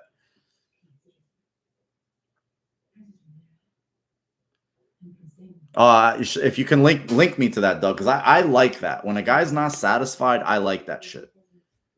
I don't like guys licking their own assholes. Like, you got girls to give you rim jobs, but like, if you're your own worst critic, that's a good thing. I like that shit. Like, I don't like guys like, he could have sucked it up after, I got my first pick, and then we won. Nah, like, he wants better. There's a few times I felt like maybe he could have came back on some balls and drove a little harder on Pickens and maybe got a hand in there. Maybe he, if he sees the same thing, then shit, I'm all for it, man. Burrow over the middle to Hurst, touchdown. That's a touchdown. That's a huge. See, there's a turnover, gets turned into 6, possibly 7. You just change the complexion of games. And just last week, shit, the Bills in Miami, you go down, score 7, you give them a gift in your end, they score 7, changes the complexion of the game. You don't do that, and you punt, you give up 3, you win the game. Almost bit them on the ass last week. 2 turnovers in our end, you gift them 7 points, and I think another short field off a 3 and out. Next thing you know, you're looking up, down 20-3. They come back, get a turnover at midfield, do nothing with it. You gotta. That's the one area I want McDermott to really get on them this week, if that's possible. That turnover, when it's gotten, has to go into the end zone. It absolutely. Thanks, Doug. I always count on you, bro. That has to go into the end zone. The fucking turnover has to go into the end zone. I don't mind a drive getting bogged down, but the turnovers have to be sixes. Read some of your comments, guys. Chris Leak game. I remember that game. Percy Harvin. Some of those guys on that team, man, they were a machine. And Cam Newton was on that team, bro, as a backup tight end. That's how deep they were. Second at midnight. I mean, I got to look at some of the stats. Like some of the secondary play that's happening is insane. Thanks, bro. No, he definitely doesn't. I'm gonna. Heather Prusak put this up. Let me see what he says. See, I can't hear it because my sound is in here. I'd have to put the headphones in, but I'm going to save the 52 seconds too, so it should be a good listen. Thanks, bro. Some other sports stuff going on. Just wanted to stay up to date. We got a runner on. So overall, like I would grade today. I mean, you blow a team out 30. Like for me personally, I judge them harshly. I'm gonna say it was a B because there was a turnover. They first of all, the Bills turned over the ball twice in the one in the scoring in plus territory. That's points off the board for the Bills. Minimum 3. One was a first and goal at the 1. That's 7 points lost. The interception, not punching it in on the Taron Johnson. I felt like they gave up. I felt like at times the defense played a little bit too soft for Pickett, keeping things in front of them. And when there was balls to be intercepted, and there was a couple, they weren't secured. But overall, I mean, the run defense was excellent. The pass rush, for the most part, did what it had to do. I mean, I'd say a B plus because it just a B because I feel like against a better team, those turnovers and those possessions in the red zone have to be put in. They have to be put in the end zone. You cannot walk away from a game against next week's opponent saying we left 17, 21 points on the field due to poor execution in the red zone. That cannot happen. Yeah, Shredded Wheat, wake up. And he goes, that's going to happen. They're down 4-0 in the 7th.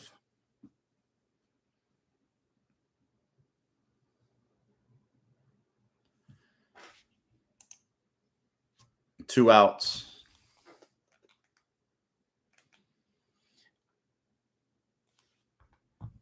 Why do I keep going to that channel when the fucking game is not on that channel? It's on ESPN. Stupid. But if they don't score this, I think if they don't they're going to get out of the inning. Yep, that's it. They're down 4-0. They're scoreless. They're going into the 8th, and the Padres are due up. And do a little baseball for you guys. Yeah, clean. It has to be. No turnovers. There's been, I would say, only one game all year where the offense hasn't turned over the ball. That's unacceptable. You got to play a clean game.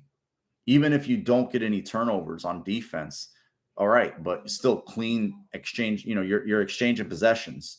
Nobody's going to get one more than the other.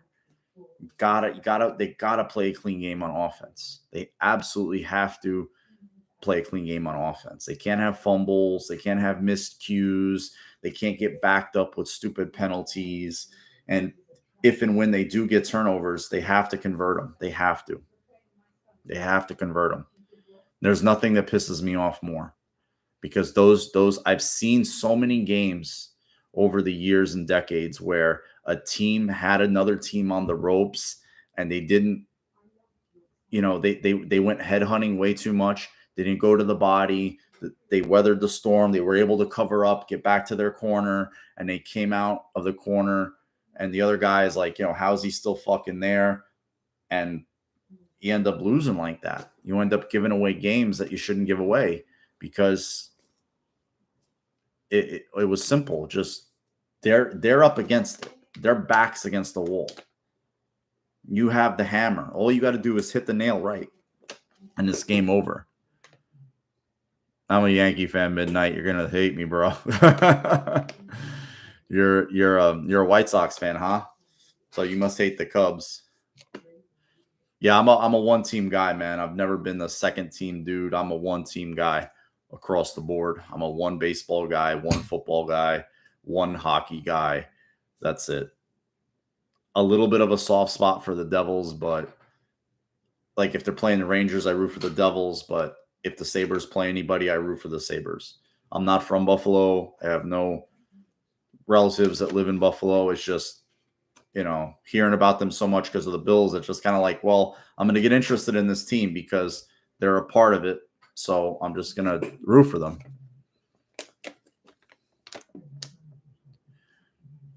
Yeah, they just got that game got away from the Dolphins. It's crazy how that score flipped so fast, because it was a lot closer, and then it just kind of flipped. That Doug, and they need to not only get him on the ground, they can't let him scramble around and make these plays where they freeze. No, they need to run through him or run through the ball. So, that's the opener, Eric. Okay, who's the opening game? Because I'm actually excited. I think this team has juice. I like the young core of players. They're likable. They're not like that miserable, petulant little group of babies that they had before. Entitled. Ottawa. Okay, I'm gonna watch that. I have ESPN Plus because of soccer and all the hockey and UFC and everything. So, shit.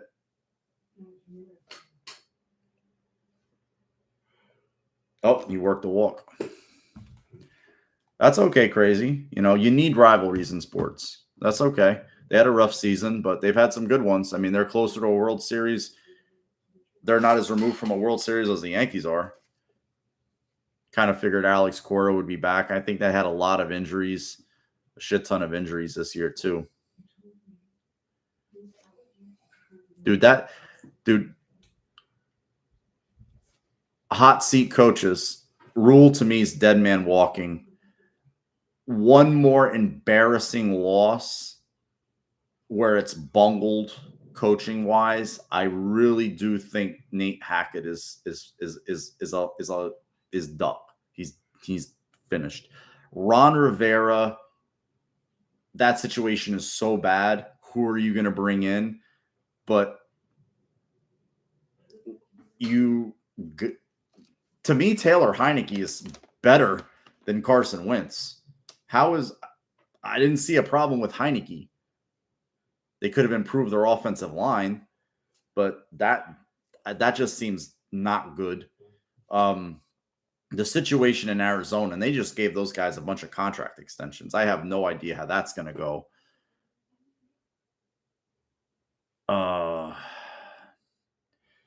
So it's what's crazy? Cleveland is an interesting situation to watch because that owner is sketchy.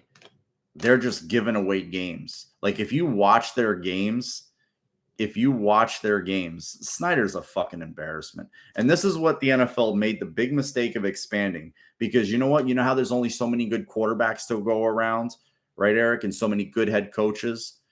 There's only so many good owners too. And you start inventing teams, and just because a guy's a billionaire doesn't make him a good owner. Shad Khan's a nice guy, but his son is a psycho, and he runs the team in Jacksonville. And that's why they've spent more money by far than any other team in free agency and haven't won shit, and draft in the top 3 every year. Look at Carolina. Okay. Tepper is, oh wow, he's a minority owner of this. He was a minority owner in the Steelers. Well, holy shit. Roll out the red carpet. He's got $1 billion. They couldn't even finish their training facility because they had the default on some loans or something. That doesn't sound good. Look at the situation with the Texans, McNair, and now his son, and then with the whole thing with Watson. That situation is that these new owners, this new crop that they brought in, it started with Snyder in the mid-90s. Look at Stephen Ross. He bought the Dolphins. How has he been as an owner? They got to vet these guys way, way better. Way, way better.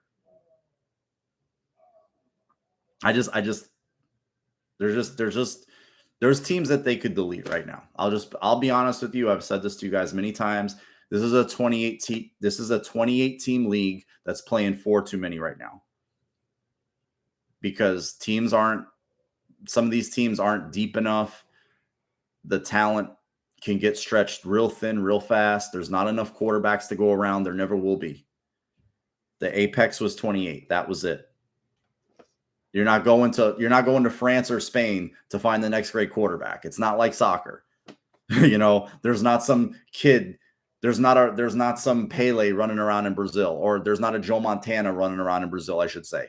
He's not coming to the NFL. There's never going to be that thing. This is all we got here. That'll happen. That'll happen like when hell freezes over. See, the NFL thought they were cute back in the early 90s, and I thought it was a good developmental league. But they thought the same shit back then. They lost almost $1 billion in NFL Europe. Barcelona Dragons, the Claymores, and all this stuff, Rion Fire. They flamed out. There was no interest. You get the Premier League running over there. Now you have the World Cup.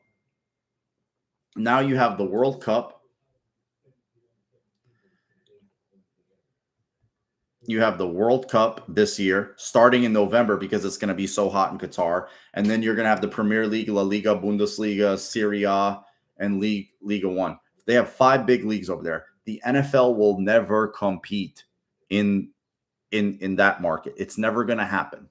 It's never going to happen. It's strictly a North American sport.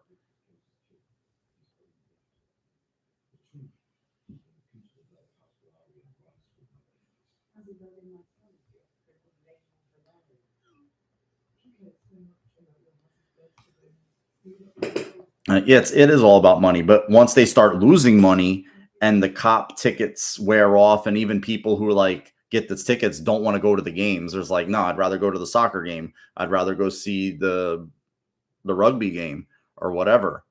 They're not gonna go. There's only so many. The novelty wears off after a while. It wears off quick. Today was a good game. You put a few duds over there, and then if the team's not good, guys have to have dual citizenship. What about the exchange rate? What if guys are injured? I don't want to move to England. I'm drafted in England. I'm a kid from Alabama. I'm not going to fucking England. It's going to happen. No running back trades midnight. No running back trades. I have to go see it, Matt. If you can link me, show me. It's a bad idea, Doug. Dude, never underestimate the arrogance of Midtown Manhattan elitists. Okay, I've seen these people a few times in my life. Just because they have money does not make them smart. A lot of that's inherited, and a lot of nepotism, and a lot of friends with benefits.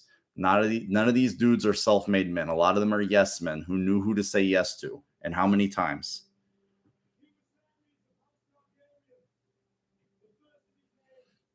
Yeah, of course, Eric. They don't care who, but ultimately they're going to have to, because you let some of these wild look at all the scandals that's happened with some of these owners. Look at the Haslam thing with the trucking company he owns, where he was defrauding people. The NFL, reactionary, not proactive. There's billionaires everywhere. You can find there's probably a few, but then a question, maybe they don't want to own it. They don't want to own it. Maybe they don't want it in the NFL. But I know the NFL likes personalities. It's trying to get me to. I'm gonna. Okay, open in the new tab. That's a novel. Oh, it said something went wrong. I'm gonna pin it so I can try to find it. It'll be at the top of the thing. I'm gonna pin it so I can find it. Let me see who he threw it to. It looks like the Padres are ready to blow this game open. They're up 1-1. Oh wow, they threw in their closer too. Pro4 killed him in game 1. Ooh, he tried to go down the right line. Sorry about the baseball diversion here. You know what? It's a North American sport. It's an American sport. Keep it here. Even Canada's, it's a hockey place. Like the basketball fizzled out up there. The baseball team that they had up there fizzled out. I mean, the Toronto gets a lot of, play from a lot of Western New York and a lot of and even some like Northeast Ohio. They go see some of the, they have a few fans, even though they have the Indians. I'll call them the Indians. I'm not going to call them the Guardians.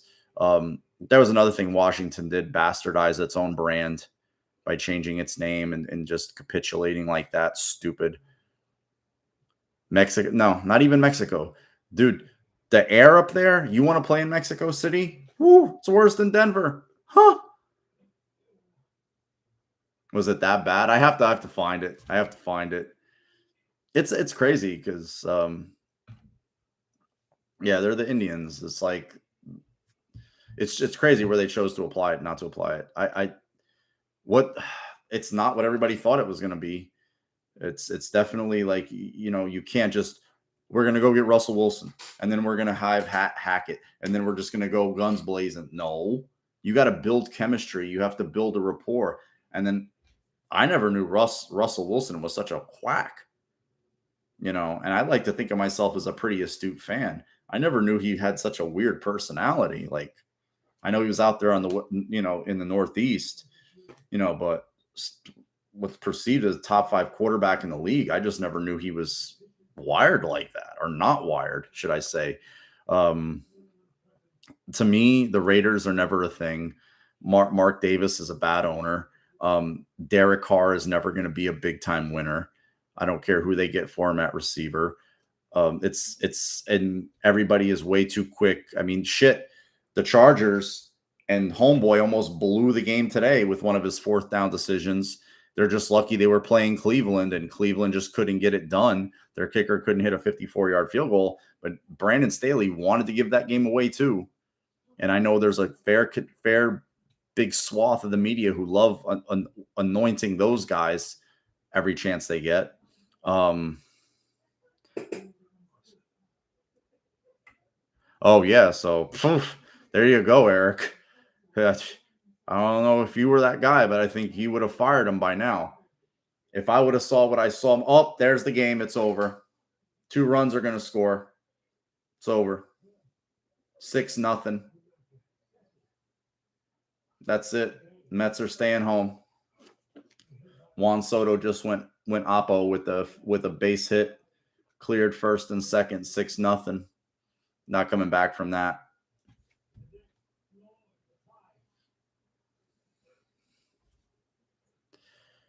Oh, he's gonna be pissed. Oh, to me as a fan of a baseball fan, that's the worst because there's nothing you can do except watch it. It's like you're just watching it happen. It's like you're just gonna watch those runs. There's nothing. I think he gets them off T Republic or something like that. But a lot of times they give them to him. Not give them to him. I'm sure like he gets them made. But I saw the Bruce Smith one that he can buy. You can buy that actually. I saw it for sale on T Public. Oh, and this is on their closer too. So your closer's already cooked. What with the Chapman? Oh, with the tattoo infection?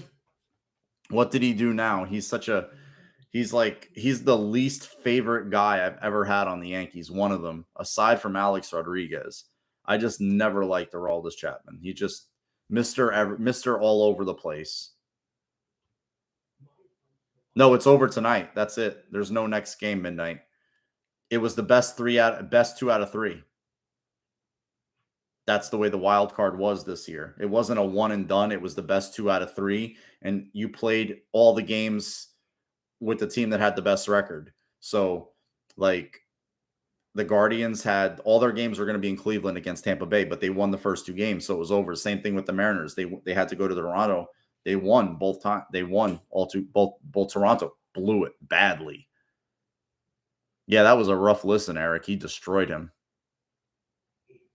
Yeah, get him out of there, Matt. He should be off of there. Fuck him. I don't want him in a game anyway. Like, I don't want him in a game. Like, I don't trust him. Oh, are they going to tie this before the half? That'd be nice. Make it a game. 10-10. Tied it. Nice.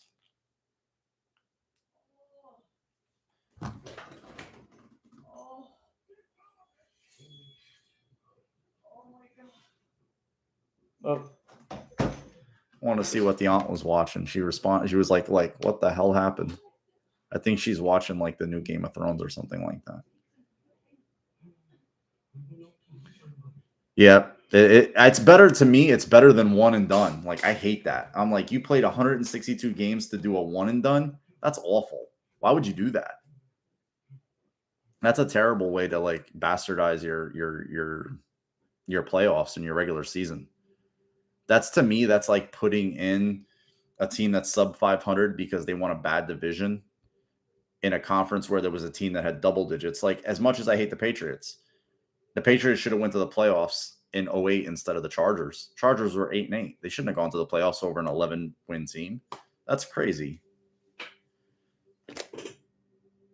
So screw him. He's done.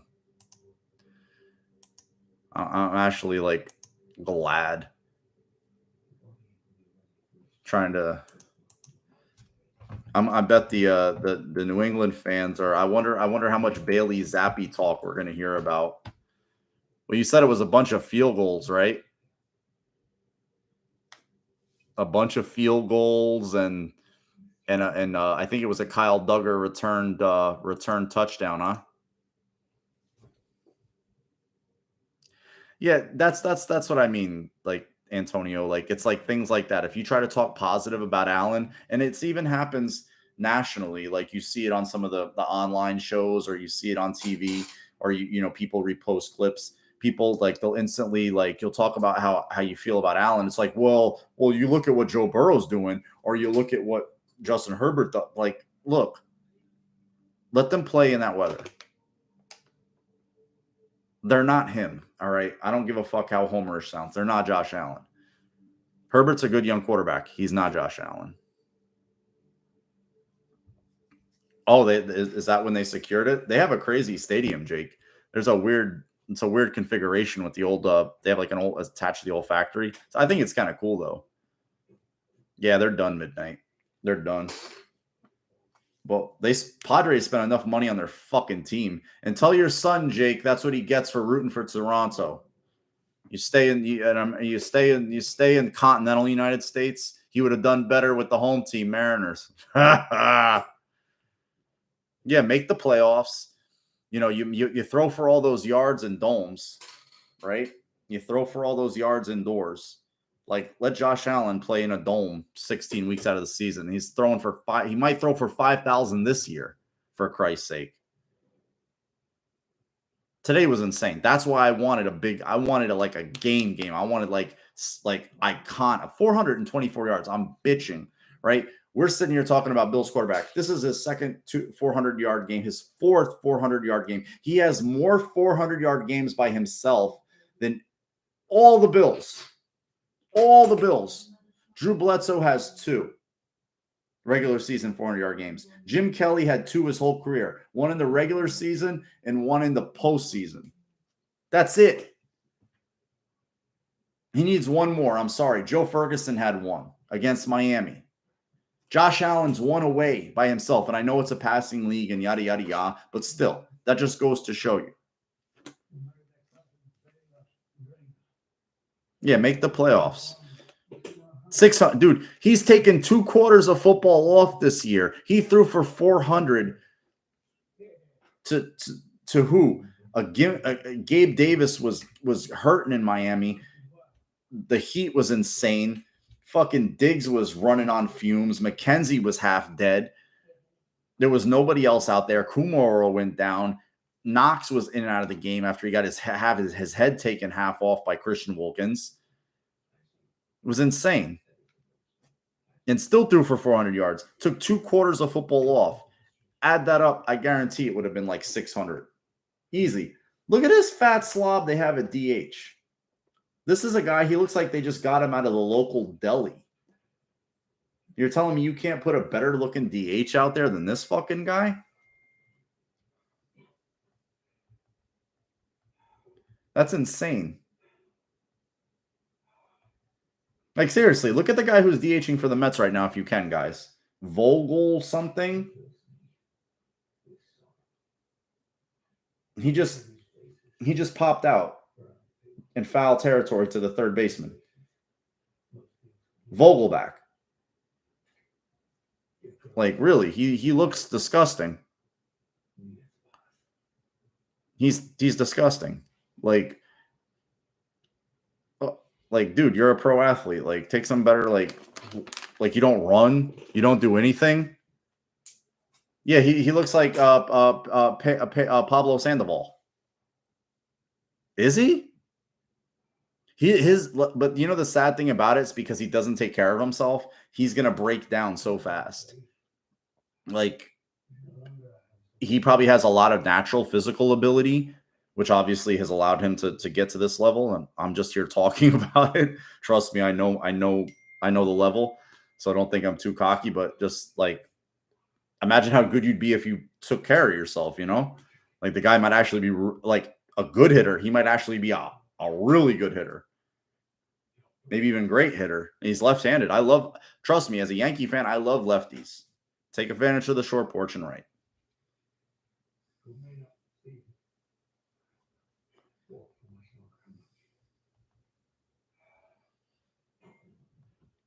I thought they were gonna. Honestly, I thought the Mets were gonna shell fucking Hugh Darvish in the first game. I can't believe. I like that I can actually talk about other sports too. I'm not just kind of stuck in my bubble. But wow, today was a really good. Going back to the Bills, today was as critical as I am of it, today was a good win, a solid win, and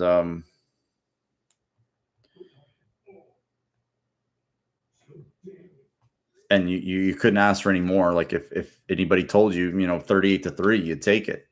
You take it because you know how it is, the week to week league. Sometimes teams can jump up and bite you, including Pittsburgh. There it was still Bills had to earn it. Davis had to outrun dudes and rip a pass away from Minka Fitzpatrick to get that touchdown. Josh had to escape some situations, make some plays downfield. The defense held it down, gave up some yards. Pickett did make some good throws. He made some very good throws last week against the Jets. I thought they were going to win that game. I didn't know that the tipped INT luck. He still has. It's crazy. He ran for 2 touchdowns last week. Still hasn't thrown for a touchdown, and he's got 4 interceptions. But you could see where there's definitely a lot more juice than with Trubisky. You definitely see it, and it's just their running game is so bad. Like, even the Warren kid, like, he came in late and was getting yards when the Bills were kind of backed off, had their like junior varsity team out there.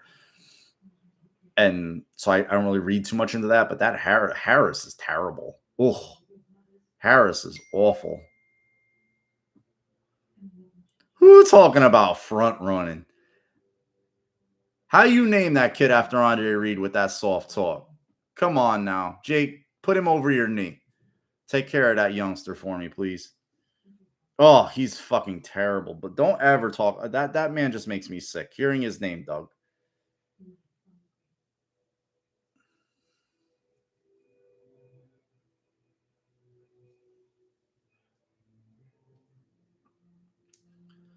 Read your comments. So Yeah, I mean, you look a lot of the aside from Miller, most of the Bills guys are homegrown or have been there for half a decade or over. Like Hyde, like Poyer, so they're pretty much Bills. Like you add a Mac, you add a this, and then Bosa's out for an extended period of time. Um, they lost JC Jackson, Darwin James. To me, he's a good player, but all the hype that he gets, no. Herbert's got a lot of wide receiver injuries, so I don't want to like critique him as much. When you're down pretty much their version of Stephon Diggs and Keenan Allen, he does have Mike Williams. He has Josh Palmer. I mean, he's got, I believe, Everett, the tight end. So he's got good players. He Eckler. They lost their tackle Slater. So I still want to like, and they won the game on the road. So hats off to them. But their coach is way too stupid. Staley's way too stupid with that fourth down shit.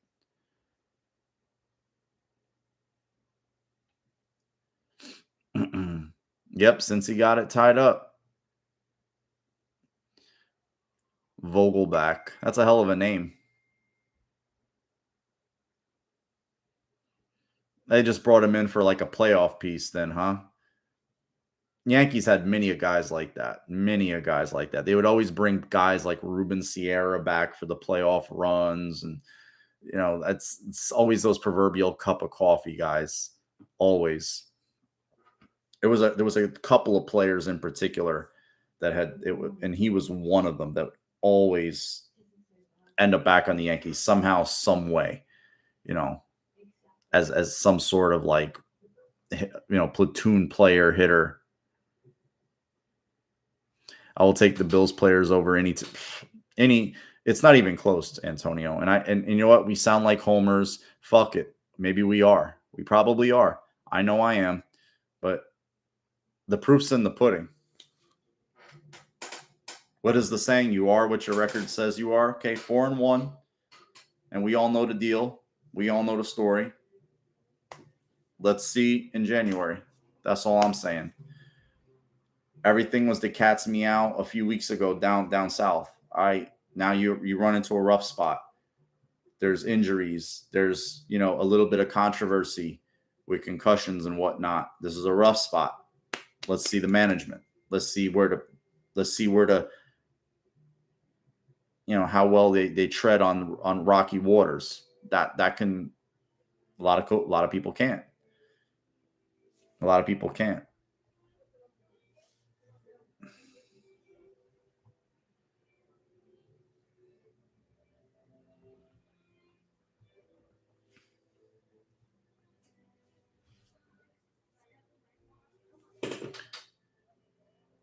Not all, King. I mean, as a Yankee fan, I know a lot of obnoxious Yankee fans.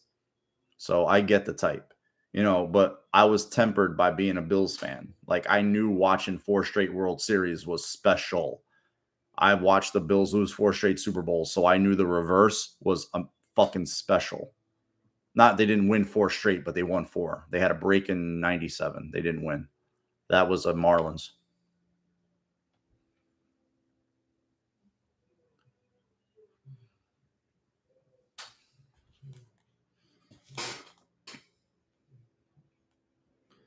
So this is their last chance at bat right here. That's going to be the Mets' last chance to try to get it. All right, guys, I've gone over 2 hours. I really, really appreciate you. I mean, been rambling a lot. Yeah, they've been going down. It's they were able to harass him a little bit, but I'm not going to say he's not the fastest guy. He's not the biggest guy. He kind of runs himself into sacks. I saw that a couple of times today where he's playing safe. Like to me, he's a very safe quarterback. He's cut down on his turnovers and whatnot, but there's not a lot of big plays happening down the field. And if that's by design, that's not good because if you're too careful with the football, he's 14 for 21 and 210 yards. Last week against Pittsburgh, He was 18 for 36. He's rusty, 250, 50% completions, 1 TD, 2 picks. Again, the Brees Hall kid looks legit. He looks live. I'm just not seeing this. I constantly have to hear about how good he is or how good he can be. I saw some flashes from Josh. We all saw flashes from Josh in year one at the end, and some blips in the second year. That was the safe year. But he got John Brown, he got Cook, Beasley, got Diggs. They had the third receiver situation was a bit of a weird one that year. It was Zay, then they traded him, then it was Duke Williams, then Isaiah. Sprinkled in a very little bit of Robert Foster. So that was Singletary and then Gore. So it was not the same. They had DeMarco on the team, so the offense was a little bit more confined, a little bit more restricted. And in 20, they opened it up. And then we saw a lot more juice.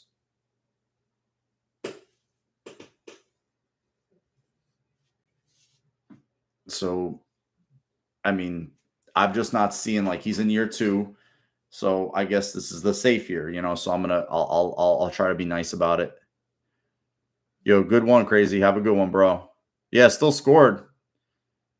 No, but a lot of turnovers, stops on 4th down.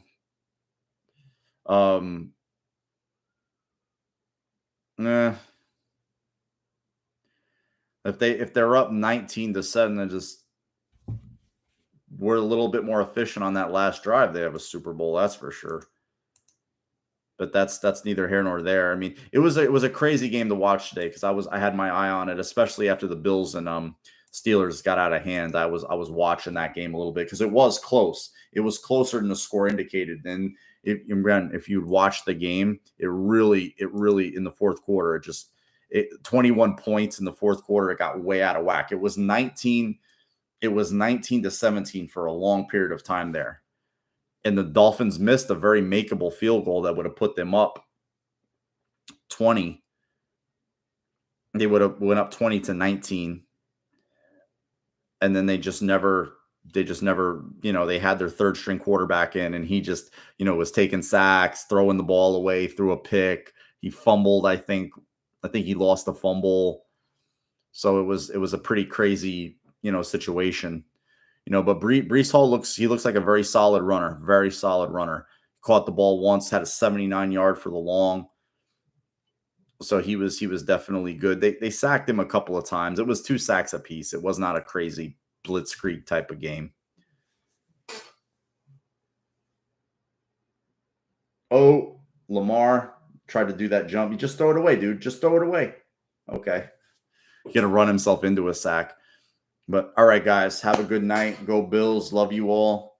Hopefully we get some injured guys back this week. Hopefully some of the guys that were on the mend this week get to heal up, get to feel better, and be ready to rock and roll next Sunday afternoon, 4:00.